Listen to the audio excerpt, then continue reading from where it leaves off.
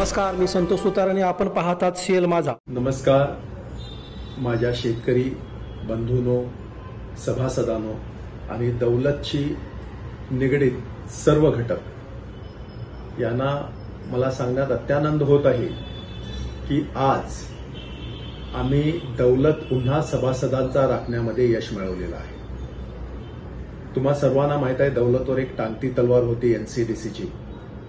खरं पाहता ही एनसीडीसीची केस ही 2015 सालची होती, ज्यावेळी अथर्वचा काही संबंध नव्हता त्या दौलत कारखान्याशी.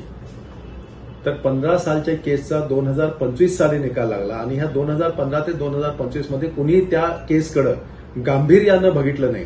त्याच्यामुळे एकतर्फी निकाल लागला असं म्हटलं तरी चालेल आणि दौलतचा लिलाव व्हावा अशी कोर्टाची ऑर्डर आली. अर्थात त्याच्यानंतर आम्ही याच्यामध्ये पडलो, अथर्व इंटरटेड याच्यामध्ये पडलं. कारण तुम्हा सर्वांना मी याच्यापूर्वी सुद्धा बोललेलो आहे की कोणत्याही परिस्थितीत जोपर्यंत हा कारखाना माझ्याकडे आहे, म्हणजे जी 39 वर्ष माझ्याकडे आहे, त्या 39 वर्षामध्ये कोणत्याही परिस्थितीत मी हा कारखाना बाहेर कुठेही जाऊ देणार नाही, ना याचा लिलाव होऊ देईन आणि पुन्हा तो अतिशय सुंदर कारखाना बनवून तो पुन्हा शेतकरी सभासदांच्या हातात मी तो आहे असा अतिशय सुंदरपणे वाढवलेल्या कॅपॅसिटीमध्ये हँडओव्हर करेल. अर्थात मध्ये बऱ्याच जणांनी काही म्हटलं, जे empty vessels make more noise, रिकामी भांड्यांचा आवाज जास्त येतो, तशातला प्रकार होता तो. भलं काय कोणतंय, कोण उपोषणाला बसतंय, कोण आणि काय करतंय, अशानं थोडासा दौलत कुणाचा राहणार होता. याच्यामध्ये नुसतं राजकारण होतं, पण मी आजपर्यंत कधी दौलतमध्ये राजकारण केलेलं नाही, करणार नाही म्हणत आलेलो आहे आणि ते मी आज पुन्हा सिद्ध करून दाखवलेलं आहे. आणि हा दौलत मी पुन्हा सभासदांचा राखण्यामध्ये, शेतकऱ्यांचा राखण्यामध्ये यशस्वी ठरलेलो आहे.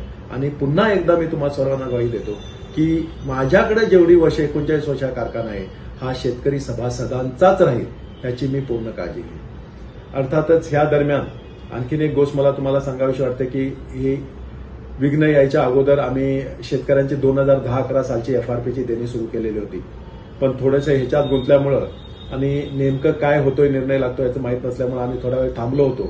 पण आता निर्णय लागलेला आहे आणि आम्ही जी शेतकऱ्यांची देणी थांबवलेली होती 2010-11 एफआरपीची, त्या आणि ज्यांचं आतापर्यंत बँक अकाउंट नंबर्स वगैरे क्लिअर झालेले आहेत, आपल्या इथं येऊन केलेले आहेत, त्या सर्वांचे पैसे लवकरात लवकर, अगदी जमलं तर 8-10 दिवसामध्येच आम्ही त्यांच्या खात्यावर वर्क करू.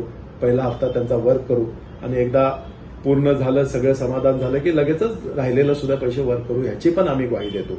आणि जेणेकरून कोणत्याही परिस्थितीत ही दिवाळी सर्व माझ्या शेतकरी बंधूंना आनंदाची, सुख समृद्धीची जाईल, ह्या प्रकारे माझी वाटचाल असेल ह्याची मी ग्वाही देतो. धन्यवाद.